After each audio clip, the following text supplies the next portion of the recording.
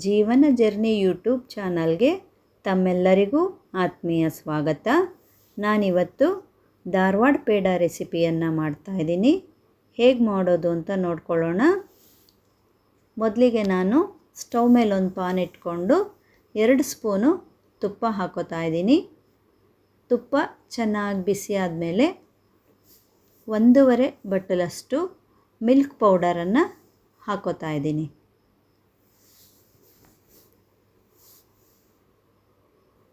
ಇವಾಗ ಇದನ್ನು ಕೈ ಆಡಿಸ್ತಾ ಇರಬೇಕು, ಬಿಡದೇ ಇರೋ ರೀತಿ ಕೈ ಆಡಿಸ್ತಾನೇ ಇರಬೇಕು. ನಾನು ಅಮೂಲ್ ಮಿಲ್ಕ್ ಪೌಡರನ್ನು ತೊಗೊಂಡಿದ್ದೀನಿ.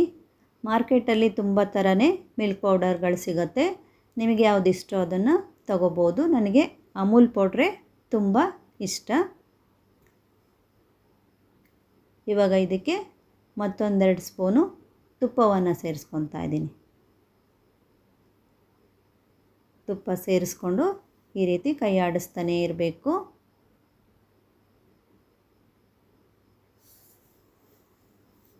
ಈಗ ಸ್ವಲ್ಪ ಕಲರ್ ಚೇಂಜ್ ಆಗ್ತಾ ಇದೆ.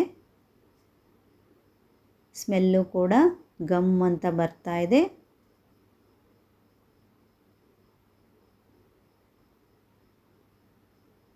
ಫ್ಲೇಮನ್ನು ಕಡಿಮೆ ಇಟ್ಕೊಂಡು ಕೈ ಆಡಿಸ್ತಾನೇ ಇರಬೇಕು.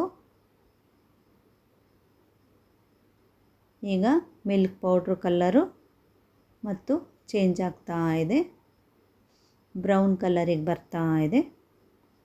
ತುಂಬಾ ಫ್ರೈ ಮಾಡ್ಕೊಳ್ಳೋಕೆ ಹೋಗಬಾರ್ದು, ಸೀದೋಗಿರೋ ಸ್ಮೆಲ್ ಬಂದ್ಬಿಡುತ್ತೆ.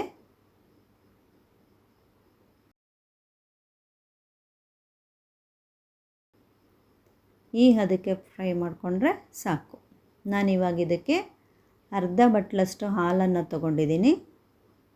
ಸ್ವಲ್ಪ ಸ್ವಲ್ಪನೇ ಸೇರಿಸ್ಕೊಂಡು ಮಿಕ್ಸ್ ಮಾಡ್ಕೋಬೇಕು.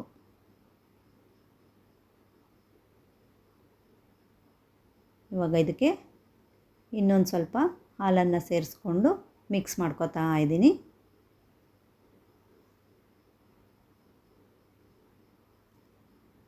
ಇವಾಗ ಇದಕ್ಕೆ ಮತ್ತೊಂದು ಸ್ವಲ್ಪ ಹಾಲನ್ನು ಸೇರಿಸ್ಕೊಂಡು ಮಿಕ್ಸ್ ಮಾಡ್ಕೋತಾ ಇದ್ದೀನಿ. ಒಂದೇ ಸಲ ಎಲ್ಲ ಹಾಲನ್ನು ಸೇರಿಸ್ಕೊಂಡ್ಬಿಟ್ರೆ ತೆಳುವಾಗ್ಬಿಡುತ್ತೆ. ಈಗ ನಾನು ತೊಗೊಂಡಿರೋ ಅರ್ಧ ಬಟ್ಲು ಹಾಲು ಪೂರ್ತಿ ಇದಕ್ಕೆ ಕರೆಕ್ಟಾಗಿದೆ. ಇದನ್ನು ಹಾಲು ಹಾಕ್ಕೊಂಡ್ಮೇಲೆ ಒಂದು 2 ನಿಮಿಷ ಇದೇ ರೀತಿ ಮಿಕ್ಸ್ ಮಾಡ್ಕೋಬೇಕು.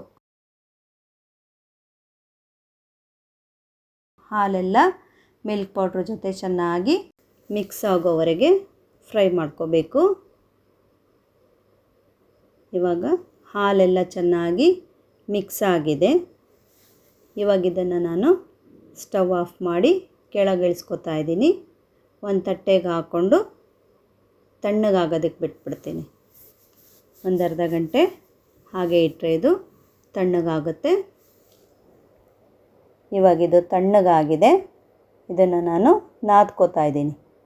ಇದು ನೈಸ್ ಆಗೋ ರೀತಿ ಚೆನ್ನಾಗಿ ನಾದ್ಕೋತಾ ಇದ್ದೀನಿ.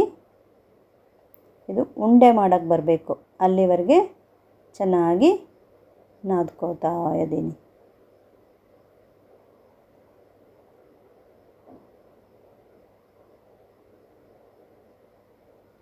ಇವಾಗಿದು ಉಂಡೆ ಮಾಡೋದಕ್ಕೆ ಬರ್ತಾ ಇದೆ. ಈ ರೀತಿ ಉಂಡೆ ಮಾಡೋ ಅದಕ್ಕೆ ಬರೋವರೆಗೂ ಚೆನ್ನಾಗಿ ನಾದ್ಕೋಬೇಕು.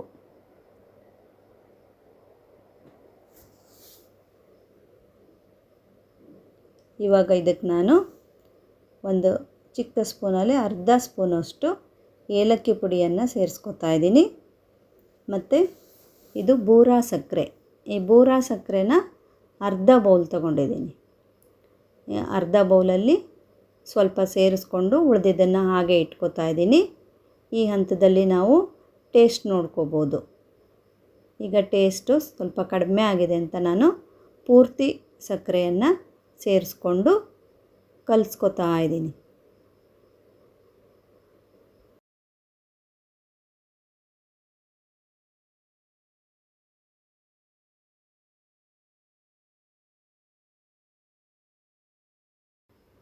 ಈಗ ಕಲಿಸ್ಕೊಂಡಿದ್ದಾಗಿದೆ. ಎಷ್ಟು ಸಾಫ್ಟಾಗಿ ಬಂದಿದೆ. ಈ ಹದಕ್ಕೆ ಕಲಿಸ್ಕೋಬೇಕು. ಇವಾಗ ಸ್ವಲ್ಪ ಸ್ವಲ್ಪನೇ ತಗೊಂಡು ನಾವು ಧಾರವಾಡ ಪೇಡ ಶೇಪನ್ನು ಮಾಡಬೇಕು. ನಮಗೆ ಯಾವ ಗಾತ್ರಕ್ಕೆ ಬೇಕೋ ಆ ಗಾತ್ರಕ್ಕೆ ನಾವು ಮಾಡ್ಕೋಬೋದು. ಈ ರೀತಿ ಉಂಡೆಗಳನ್ನು ಮಾಡಿಕೊಂಡು ಕೈಯಲ್ಲಿ ನೈಸ್ ಮಾಡ್ಕೋಬೇಕು. ಅದಕ್ಕೆ ಒಂದು ಶೇಪನ್ನು ಕೊಟ್ಕೊಂಡು ಇವಾಗ ಇದನ್ನು ಬೂರ ಸಕ್ಕರೆ ಮಾಡ್ಕೊಂಡಿದ್ವಲ್ಲ ನಾವು, ಆ ಬೂರ ಸಕ್ಕರೆನಲ್ಲಿ ಅದ್ದಿದ್ರೆ ಧಾರವಾಡ ಪೇಡ ರೆಡಿ ಆಯಿತು. ಈಗ ಇನ್ನೊಂದನ್ನು ಮಾಡ್ತಾಯಿದ್ದೀನಿ. ಈ ರೀತಿ ಗಟ್ಟಿಯಾಗಿ ಉಂಡೆ ಮಾಡಿಕೊಂಡು ಅದಕ್ಕೆ ಒಂದು ಶೇಪನ್ನು ಕೊಟ್ಕೋಬೇಕು ಈ ರೀತಿ. ಇವಾಗ ಇದನ್ನು ಸಕ್ಕರೆನಲ್ಲಿ ಅದ್ದಿದ್ರೆ ಬೂರ ಸಕ್ಕರೆನಲ್ಲಿ ಅದ್ದಿದ್ರೆ ಧಾರವಾಡ ಪೇಡ ರೆಡಿ ಆಯಿತು. ಇದೇ ರೀತಿ ಎಲ್ಲ ಪೇಡಗಳನ್ನು ನಾನು ರೆಡಿ ಮಾಡ್ಕೊಂಡಿದ್ದೀನಿ. ನಾನು ಇವತ್ತು ಮಾಡಿರ್ತಕ್ಕಂಥ ಈ ಧಾರವಾಡ ಪೇಡ ರೆಸಿಪಿ ನಿಮಗೆ ಇಷ್ಟ ಆದರೆ ಲೈಕ್ ಮಾಡಿ, ಶೇರ್ ಮಾಡಿ, ಸಬ್ಸ್ಕ್ರೈಬ್ ಮಾಡಿ. ಒಂದನ್ನು ಮುರಿದು ತೋರಿಸ್ತಾ ಇದ್ದೀನಿ ಹೇಗಿದೆ ಅಂತ. ತುಂಬಾ ಸಾಫ್ಟಾಗಿದೆ. ನೀವು ಕೂಡ ಮನೆಯಲ್ಲಿ ಟ್ರೈ ಮಾಡಿ ಹೇಗಾಯಿತು ಅಂತ ಕಮೆಂಟ್ಸ್ ಮಾಡಿ. Thank you.